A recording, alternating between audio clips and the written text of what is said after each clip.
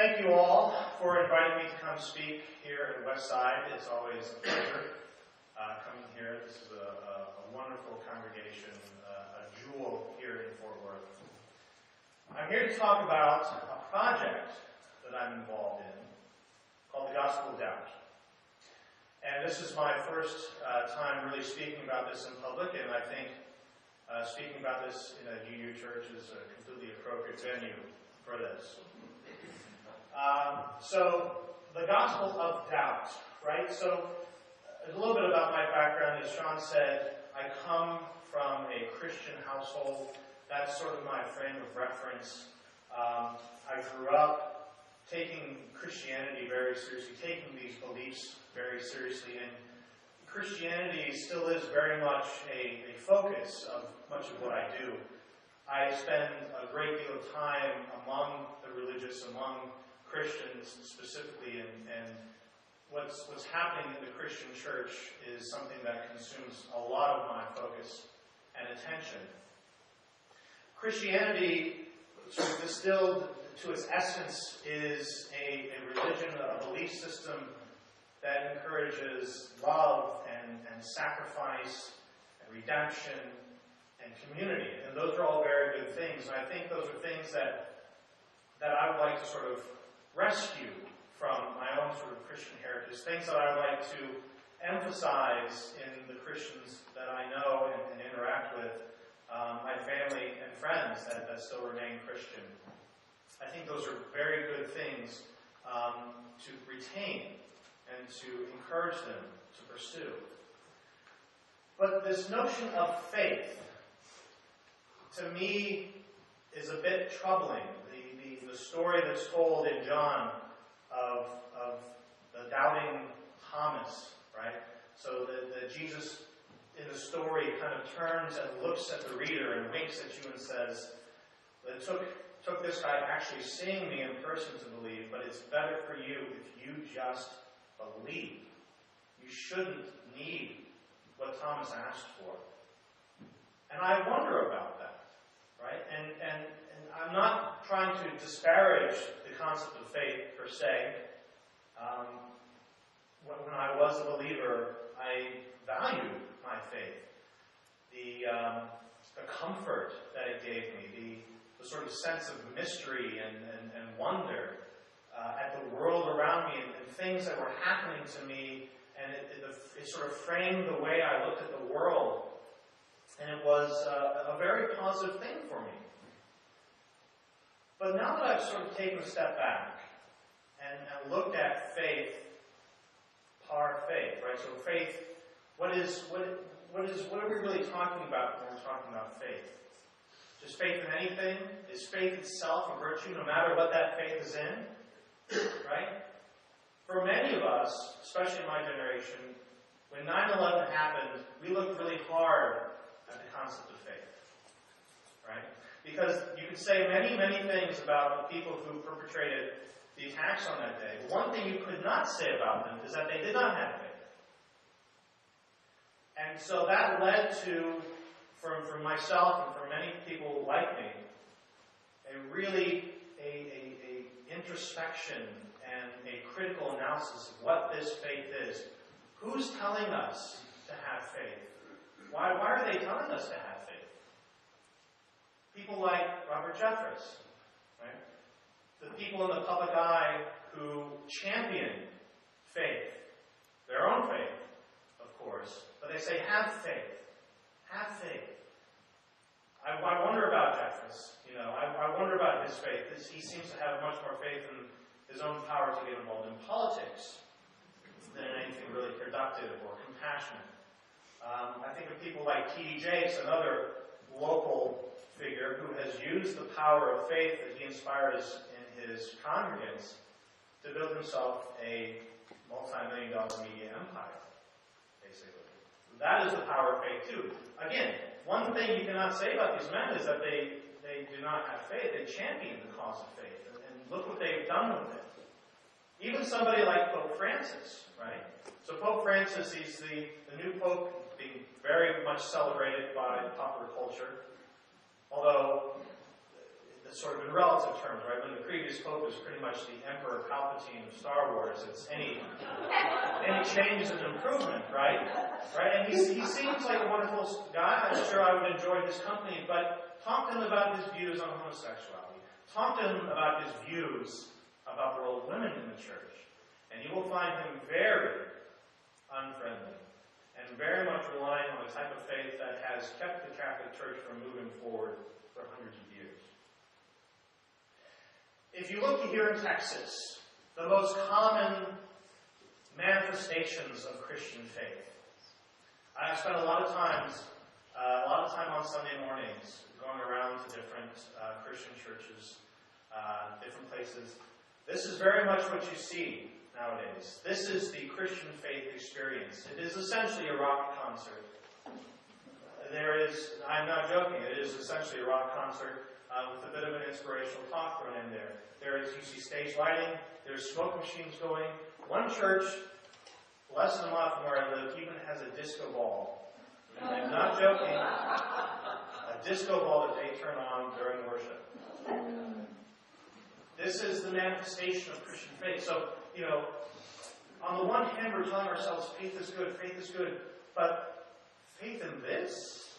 Is this really leading to a good manifestation of faith?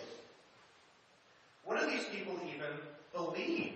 What do they think? What do they actually have faith in? I go to these churches sometimes and I ask them these questions very pointedly. And probably 99%, well, most of everybody that I talk to who's not a pastor has no idea what they believe, frankly. I ask them what their theology is, and most of them don't even know the word theology. Now this looks fancy. It looks really cool. If you go to one of these churches, you feel buzzed up at the end of the service, and you think everything's going really great for the Christian church in America today. But I'm telling you, it's not. This is data from Trinity College American Religious Identification Survey, the ERIS survey. It's been published every decade for 3 decades. Most recently in 2008. This is showing the self-identification among the big Christian buckets. And there is a pinching going on. Whereas in 1990, 80% of America were self-identified as Christian. Now it's less than 75%. And pretty much every bucket is diminishing. The only one that's not really significantly is the Catholic bucket. And that's primarily due to immigration of new Catholics to this country. What the ERIS study also showed was that the percent of people in America who say, I'm not anything in particular, is on the increase. And they call these the nuns. These are people that are self-identified as atheists, agnostic, but for the most part, it's people just say, no, I'm none of the above. I'm not a Christian, I'm not a Jew, I'm not a Muslim, I'm nothing. I don't participate at all. That is on the increase. This study was replicated recently by the Pew Research Foundation. They looked at data a little bit more recent than 2008, from basically 2007 to 2012, and they showed the same phenomenon happening. It's still shrinking. In fact, now it's below 50%. Protestants in this country are no longer a majority. That is big news. And the other thing that they correlated was the surprising increase in secular Americans. People who, you see in the green, want nothing to do with religion at all. People who are explicitly atheist and who are explicitly agnostic. The same information was shown here a few months ago when Tom Flynn spoke from the Council for Secular Humanism. Tom, let's look at these numbers a little bit closely. Tom argues that if you really break down the types of questions that people responded to in this bracket, about half of them are sort of spiritual but not religious, and the other half are secular and not religious. So if you take that into account, then fully 12 to 13% of this country are now the type of people that you find here at Westside. Right? This is a tremendous opportunity, not only for free thinkers and atheists, but also for the Unitarian Church to capitalize on this growth of the nuns here in this country. Right? But that's a bit of an aside point. Let's get back to the Christians. The Christian denominations are shrinking. But what about the Christians who still remain in their denominations? What exactly do they believe? What exactly do they have faith in? A few years ago, a fellow by the name of George Barna conducted a survey. He came up with a list of 9 points, 9 basic beliefs that would describe an evangelical Christian according to his own criteria. And these are basic things, like, for example, people who say their faith is very important in their life today. People who say they believe that they have a personal responsibility to share their beliefs with other non-Christians. People who say that they believe that Jesus Christ lived a sinless life. These are basic beliefs, right? If you wrap these all up, this should be basic Orthodox Christianity. Well, George Barna fielded this survey to people who self-identified as Christians, which in his group was actually 40% of America at the time.